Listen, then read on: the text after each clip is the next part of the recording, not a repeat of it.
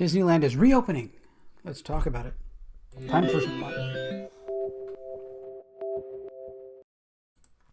Hey there, it's Tom with Tom's Tech Show, and today I'm going to be talking about Disneyland and reopening and what I think I'm going to expect as I head back to the park. Of course, we have the information here about Disney and their phased reopening. Of course, downtown Disney will be opening July 9th. July 9th is a Thursday, so I might skip that and wait until Saturday, go on the 11th, and do some videoing and stuff from down there on the 11th. Should be, I don't know if it's going to be really packed or not. We'll see. And then Disneyland is going to open on July 17th, the 65th anniversary of Disneyland, which should be good. California Hotel, Grand California and Disney Paradise Pier is going to open July 23rd. I looked at some of the pricing for the hotels. Won't be staying there, so obviously. So we're going to have new stuff that we have to do. So there's the dates. So everybody's going to have to wear masks. Okay, this was expected. We're going to need physical distancing since there is going to be, I've heard 25% of people are going to be allowed in the park at 25% level. So that's easily going to be able to stay away from other people. I'm sure there's going to be lines at different spaces. Step here or don't step here kind of things like we've seen in other stores where you can walk, where you can't walk. How close you can be in a line. And they are probably, we're also thinking they're going to add more lines with a virtual queue, just like Rise of the Resistance. So that may be coming to more rides as we get closer. Temperature checks, which I feel is a complete failure because people can have the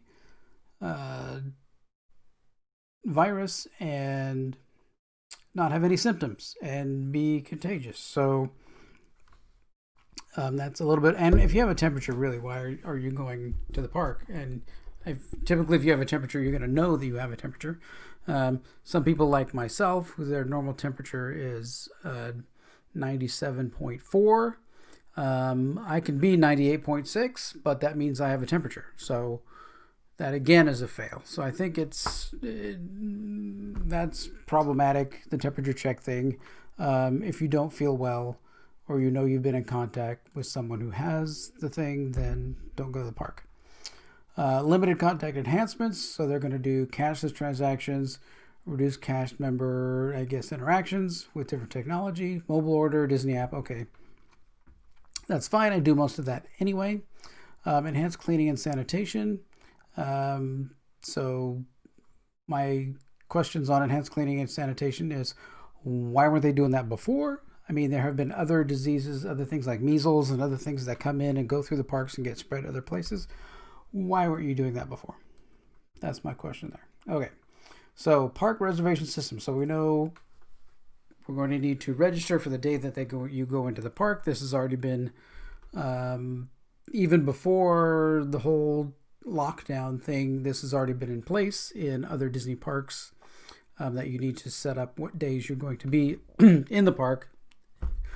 So that's nothing new. The problem is for annual pass holders, how can you sell an annual pass that says you have access to the park every day of the year and then make them register, and then if that red day is full, then they can't go, right? Do every day, every time you try and go and you can't get in, are you going to be refunded money for that day? Who knows? So in the beginning, it's going to be kind of, up in the air. We do have the Signature Plus Pass, which we have, I think, 2 or 3 weeks left on. Once this whole thing started and Disney shut down, we still had 2 or 3 weeks left. And we're supposed to be getting that back, but instead of being able to go every day or be able to go, 3 or 4 days, it's going to look like we're probably only going to be able maybe even get 1, maybe 2 days. I don't know with the reservation system. So we'll see how that ends up. I mean, it should be kind of staggered that people who had the highest pass, I think, should be first in line to get into getting the reservation. You're supposed to be the ones that have. I mean, we're supposed to have 365 day a year access to the park. So I would think that we would get first dibs at going in, and then some of the other passes. And then once you get down to a certain level of pass, then you start adding in the ticket holder, regular standard ticket holders, to be able to get into the park. That's how I'm hoping it's going to happen. That kind of staggered thing. If it just ends up being a free for all, you're going to have a lot of pissed off annual pass holders. Especially, I mean, it's different from Disney World to Disneyland here in Anaheim. I think there's so many annual pass holders in Southern California that they're definitely going to have something special for them. Like I said, give them a little bit of an advance way to get into the park and be able to do that, because otherwise, it's going to be a train wreck. Dumpster fire. There you go. Okay, so no new ticket sales at this time because they're going, which is good. They're going to try and get all the people who had tickets and passes through and get them into the system without having other people come in and try and buy tickets and everything else. So everything's going to, of course, have limited capacity, which is expected. Actually, once we get in, everything and get into the park, other than maybe a few rides may not be open, a few shows may not be going on, different things like that. There's also a question whether or not Fast Pass is going to be available or Max Pass is going to be available at all, because they're going to have the queuing system and the reservation, the virtual queue and things like that. And that's going to kind of be available, I think, to everyone once they start it up. So that means Max Pass and Fast Pass are no longer needed. So we'll see where and how that goes. Kind of, do the people who bought the highest pass, like the Signature Plus, when we go to a virtual queue, since we have the higher pass and we had already purchased, Max Pass is built into that. We paid the extra hundreds of dollars for this. Do we get, a better slot in the queue line? Do we get, if there's multiple people trying to get into a queue, do we get first priority? Or how is that going to work? Or is it just going to be free for all? I'm thinking it's that kind of thing getting on rides. I think it's just going to be a free for all. And that's, again, what are you doing for these highest annual pass holders that are there? I mean, we paid for this just so that we could do that. I mean, I understand it's an extreme situation, but let's be realistic where all your money's coming from, right? Actually, all their money is really coming from the daily ticket purchasers. So maybe they'll just dump completely on annual pass holders because they've already got your money and just go with the, people who had tickets. I don't know. We'll see. We don't have any announcements on that reservation system yet, so we'll see. And I don't know that it's going to be exactly as Disney World or Shanghai or any of the other Disney parks, how it's going to work. Disney may be completely different because it is such a special high volume of annual pass holders that are going there.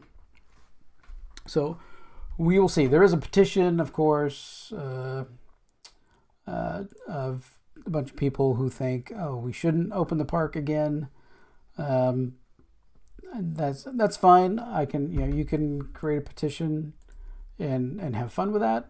I'm going to be in the park when it opens because I choose not to live, in fear. If you are someone who has a family member who's at risk or you are at risk, stay home.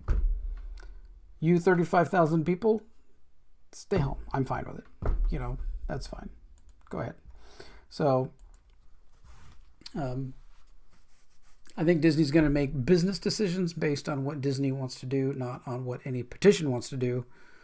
They're going to do what they think is best in order to keep the park open, right? I mean, are we at a point where, they're going to have to stop? They're going to have to let all the employees go and not just keep the main ones on and let, and close the park. I mean, I think if we go any longer, like to the end, if you wanted to go till January 1st of 2021, I don't know that there would be Disneyland. I mean, it's going to, it may not be able to open, or it would open at such low capacity. You'd have like, open with 2 or 3 rides because there's not enough people. They can't have enough money to get enough people back into the park, to do anything. So I don't know.